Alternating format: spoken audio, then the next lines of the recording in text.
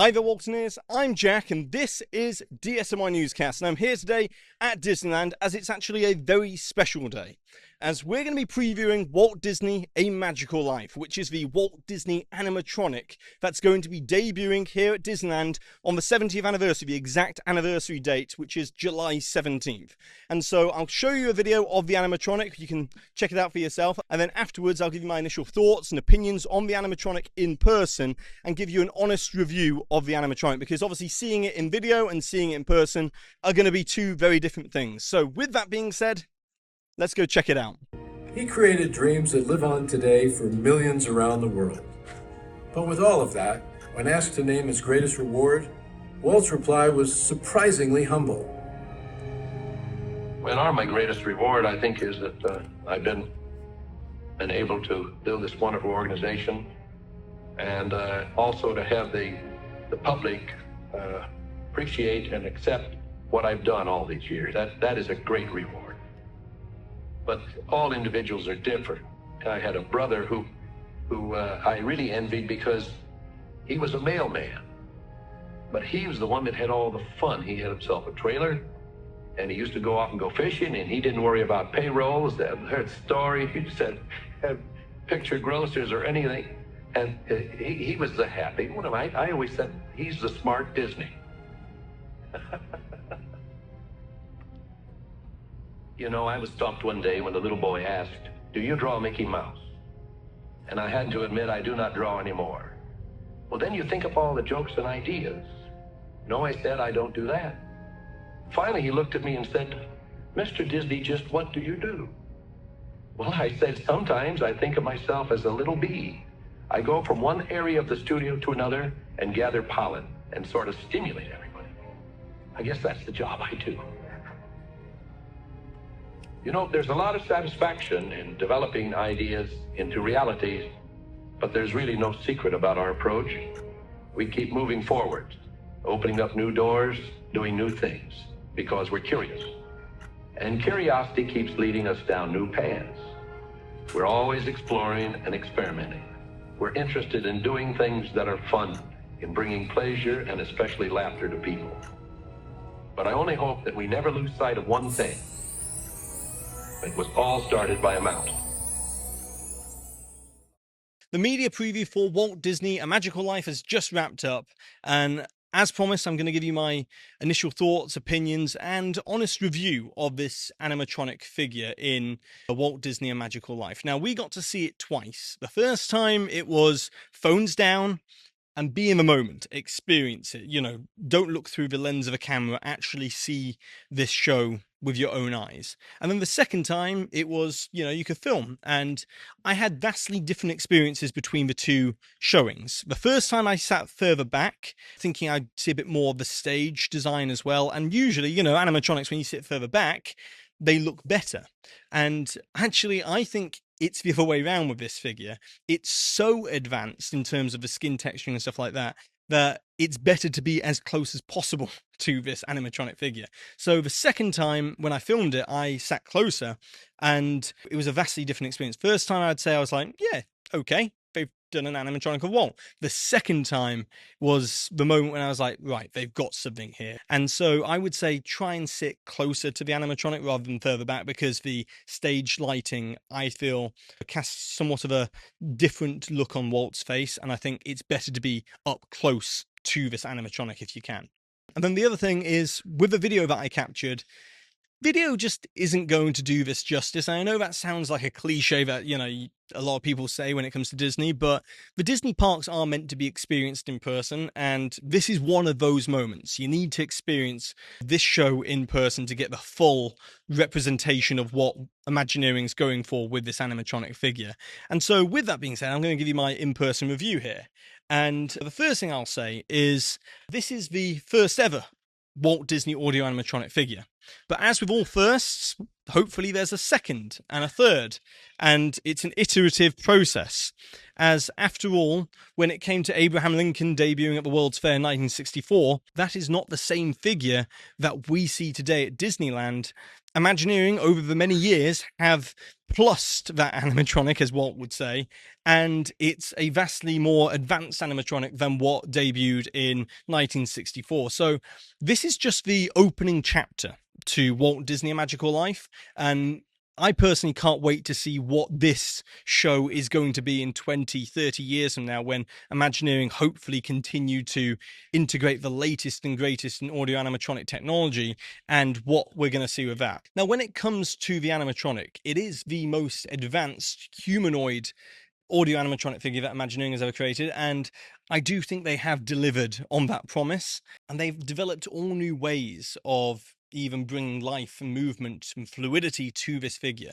So Walt can move his arm in a more fluid way than ever before. His fingers and his hands move more than any other animatronic that they've ever created.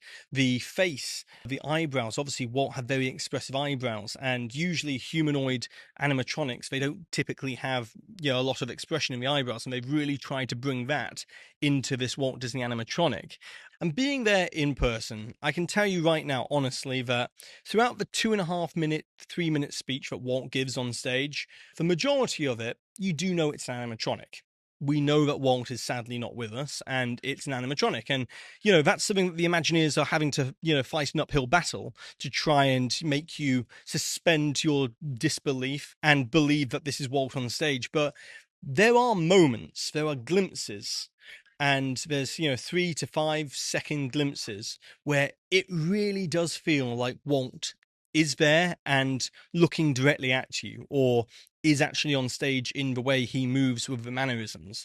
And examples of this are like when he stands up from the desk and he takes that first step forward, or when he steps back and sits on the desk, or he kind of chuckles and the way he kind of moves his hand. There's moments where it really does feel like it's Walt Disney there. And we know it's an animatronic, but I think all of us Disney fans, Waltineers, that's what we all are here on the channel. And I think we'd all just love to have a few seconds in Walt's company. And in this show, we get that. It really does deliver that authentic feeling in moments, in the glimpses here and there that Walt is on stage. And then it goes back to being like, we're looking at an animatronic of Walt Disney. Now, in 20 years' time, maybe the whole thing will feel like that throughout the whole show.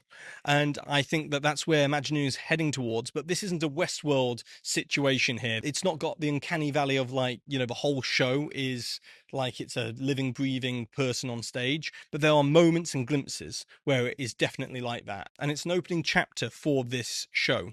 And the other thing to mention is that this is being reviewed by people who we've watched a lot of footage of Walt. We've never been in his presence. I was born in 1991, and there were some people who were fortunate enough to be alive and meet Walt, like Julie Andrews and Dick Van Dyke and Bob Gurr. And it'll be interesting to hear what their opinion is of the animatronic figure.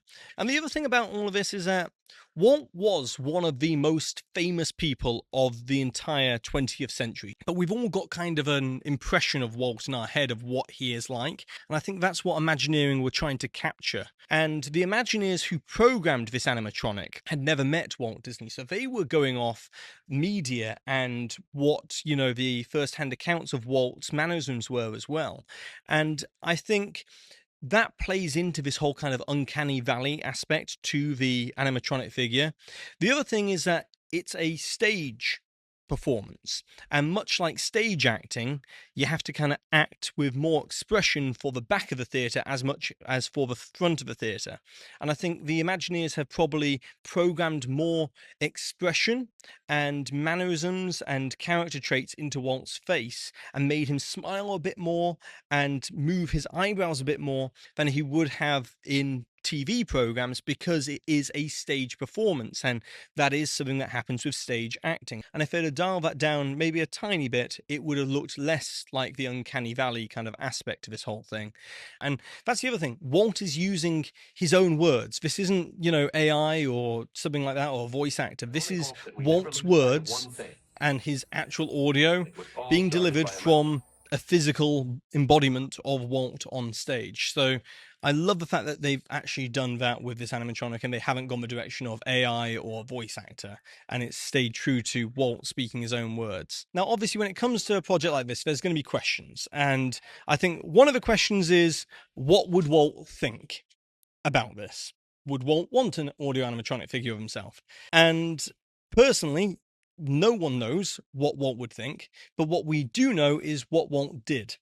And Walt brought back Abraham Lincoln 100 years after he died because he felt it was very important for the generations and the future generations from 1960s onwards to be in the presence of the great man of Abraham Lincoln. And with the Walt Disney Company turning 100 years old, much in the same way, I think it's very important that future generations get to be in the presence of Walt Disney and are reminded that Walt Disney isn't just a signature, it isn't just a logo, it isn't just a name. There is a man that was behind that name. And him, and along with his brother Roy, founded this company, this entertainment company that has lasted 100 years and stood the test of time. So I think that's a very important point to make here, is that we don't know what Walt would think about this, but we do know what Walt did. And the other thing is that I think personally, reading about Walt and knowing how humble he was, I think he would have had probably more of an issue with the partner's statue and putting himself in bronze, right there in the center of the castle hub area, rather than actually being brought back in this way in the latest, greatest audio animatronic technology, the technology that he pioneered. I think he would love the fact that they're pushing the boundaries of animatronics and he's speaking with his own words. Then the other thing is this making Walt Disney an attraction? And it is. Walt is an attraction. But Walt also knew he was an attraction when he was alive. When he used to walk around Disneyland, he used to carry with him autographed cards because people would stop him and want to take a photo or get his autograph, and he handed them out because he knew he was an attraction. And does this make Walt Disney a Disney character? It does. But then again, Walt knew he was a Disney character. He was the character of Uncle Walt. If you read any of his biographies, he was very aware that he was cultivating this personality on screen. And that's the character that people saw on the TV screens with the Disneyland Story and The Wonderful World of Disney. So Walt was very aware of this Uncle Walt character. And then the last point is this monetizing the legacy of Walt Disney? And it's not, because this isn't a lightning lane attraction. And I think Disney, from who I've spoken to at Disney, they're looking at this very importantly from a historical significance standpoint and an educational point of view, because they feel it's very important that the next generations get to learn about who Walt Disney was from himself, and then hopefully inspire artists and animators, inventors and innovators, and hopefully future Imagineers to contribute towards the legacy that was founded all those years ago in 1923. Now, in the same spirit of Walt Disney, he always used to like to plus projects. So I've actually got two suggestions for maybe a way they could use this audio animatronic figure of Walt Disney in a slightly different way. And the first one is that on the anniversary date, July 17th of Disneyland, every single year they have the dedication speech played in the town square as part of the anniversary. And I think it would be very cool if they also created a second programmed show of Walt Disney delivering that dedication speech on stage that gets played just for that one day, like a very special showing for this presentation of A Magical Life, where Walt delivers that speech. And to see Walt deliver the dedication speech would be incredibly special, and I think people would love that. And they could just do it for one day every single year, have it be a very special moment that people would want to be at the resort for. So that's one suggestion there. And then the second one is, I would like to see one more Walt Disney audio animatronic figure, and I think Walt Disney World also deserves to have a Walt Disney audio animatronic figure. And I've said this previously. I actually did a video on this whole idea of a Walt Disney animatronic many years ago, back in 2018. In July of 2018, I spoke about how, they should have the first ever audio animatronic Walt Disney at Walt Disney World. And my thoughts haven't changed. I still think that the idea should be that Walt Disney should go into Walt Disney's Carousel of Progress, and he should introduce the Carousel of Progress in Walt Disney World. That attraction has a lot of capacity, and it would breathe all new life into that attraction. And it was often said that Walt put more into that attraction than any other attraction that he worked on. And so I think it would be a lovely way to have a second animatronic figure of Walt Disney, but at Walt Disney World, and have it be different from the one in Disneyland, and potentially have Walt dressed in that blue cardigan, as after all, they've got the dialogue, they've got the film, and they've even got a recording of him singing Great Big Beautiful Tomorrow, so it could blend into the attraction very well if they did it that way as well. So personally, that's what I would love to see in the future, is do a second audio animatronic Walt Disney, but at Walt Disney World. So that would be very special as well. And then the other thing I should mention here is that the show film that gets played before Walt appears on stage is One Man's Dream, but it's a updated version of One Man's Dream, and it's actually got Disney CEO Bob Iger narrating One Man's Dream. And the idea behind that, Imagineering said, is that it's the current CEO introducing the first CEO of the Walt Disney Company, and there's kind of a poetry between the two there. It'll be interesting to see if they continually update that and have the next CEO after Bob Iger, introduce Walt Disney in this A Magical Life show, or if it stays as Bob Iger doing the narration in the One Man's Dream segment of this A Magical Life show. And also they've got all sorts of artifacts in the lobby area. So they've got an exhibit on the evolution of Disneyland with all sorts of artwork on pinboards round the area, and it looks temporary, but it's actually permanent, and it's been designed that way to make it look like it's at Imagineering or it's in the Burbank offices, and where Walt would pin things to the pin boards for the storyboarding of movies and stuff like that. So it's been designed in that way. So much concept art in there. Really is so much to look at whilst you wait for the show to begin. And then they've also got an exhibit on audio animatronic technology, and just a really cool moment to see the Pirates of the Caribbean figures and the Tiki Room bird and stuff like that in the lobby area. So plenty to look at in the lobby for Magical Life. And also they've worked with Walt Disney Family Museum to bring artifacts that Walt actually owned to this lobby area. And so they've got a replica of the apartment above the firehouse where Walt and Lillian and his family used to stay in Disneyland. But the 4 chairs that you can see in this photo and the lamp are actual artifacts that Walt Disney actually owned, and they're on loan to Disneyland for, I think, the Disneyland 70th. I don't know how long they're on loan for, but they're definitely real possessions that Walt owned. So that's a very cool moment there. And you can also see other things on loan from the Walt Disney Family Museum. You can see all sorts of awards, and I think also Walt's Medal of Freedom as well that he was given. It's all on display there in the lobby area of A Magical Life. So you can really feel that connection, and I would highly recommend, if you're ever near San Francisco, make a journey out to the Presidio and check out Walt Disney Family Museum. I went there in 2014, and it was the best money I spent on that entire road trip I took of California at that time. So definitely go check out Walt Disney Family Museum. I stayed there for like 7 hours, and it's so much to look at, and you really feel the connection with Walt. But where I'd like to end this video is actually by saying thank you to each and every one of you, the Waltineers, because I coined this phrase, and you are all Waltineers, and we all try and think like Walt Disney in our approach to hearing about new projects and things like that. But to be here for the day that they have Walt Disney return to Disneyland in animatronic form is incredibly special, and it wouldn't happen without you. So thank you for supporting the channel over so many years. But now As always, it's over to you for Waltineers. I would like to know, what are your thoughts and opinions on Walt Disney A Magical Life and the first ever Walt Disney Audio-Animatronic figure?